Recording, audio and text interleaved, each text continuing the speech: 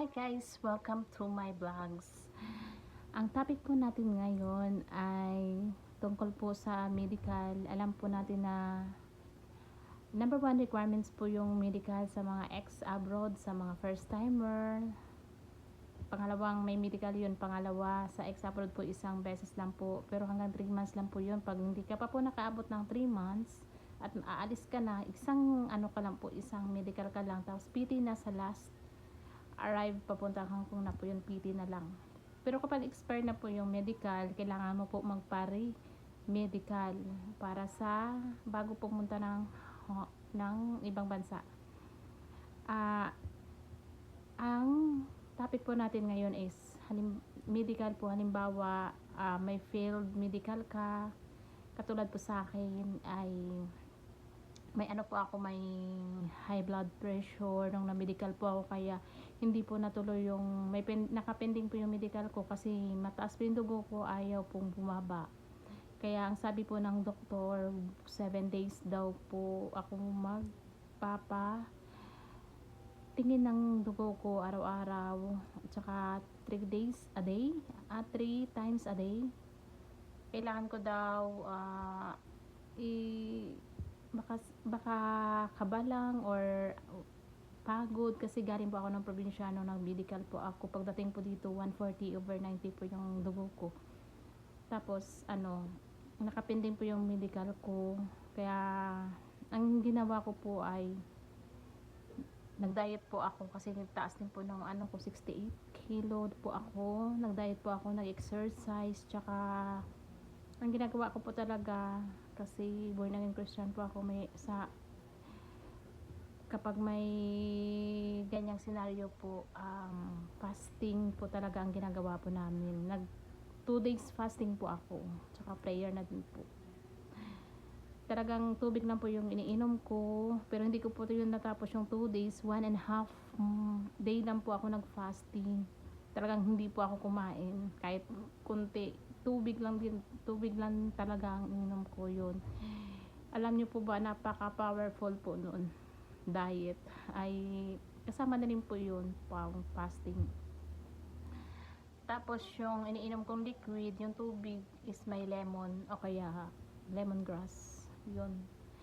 Pagka 4 days ko ata po noon, bumaba po yung dugo ko, kasama exercise na rin po araw-araw. Bumaba po yung dugo ko ng 130/90. Tapos yun, after 7 days nag na po siya, nag 130/90, nag 120/90, 120/80, tas bumalik na naman sa dati pa, ganon.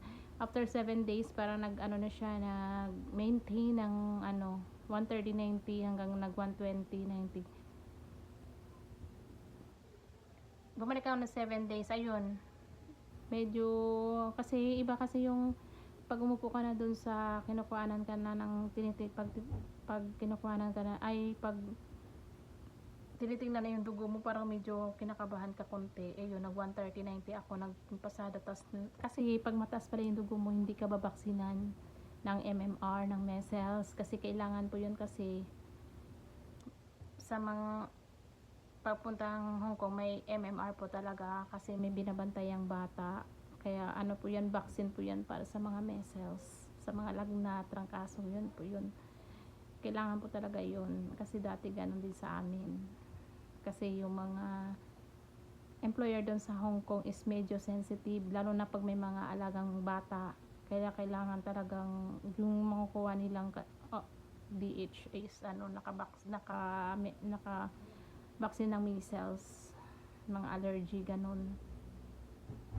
Ayun, nag 130/90 ako. Yun lang yung ginawa ko, nag-diet, nag-exercise. Yun, nag-fasting ako ng 1.5 day. Tubig lang talaga iniinom ko na may lemongrass. Tapos yun, bumaba siya hanggang ngayon, bumaba na. Kasi sa gabi din ako kumakain, talagang todo diet talaga ako. Para ma-maintain ko lang yung dugo ko ng 120/80 na po, ng 120, wag 110/80 na nga po ako Kaya maintain po talaga, ay hindi po talaga ako kakain sa gabi. Kaya parang nasanay na din ako. Kung minsan noodles na lang din ang kinakain ko, ganun. Tapos sa umaga, yun, nag-oatmeal ako. Kaya talagang kailangan talaga ng ano sa sarili ba.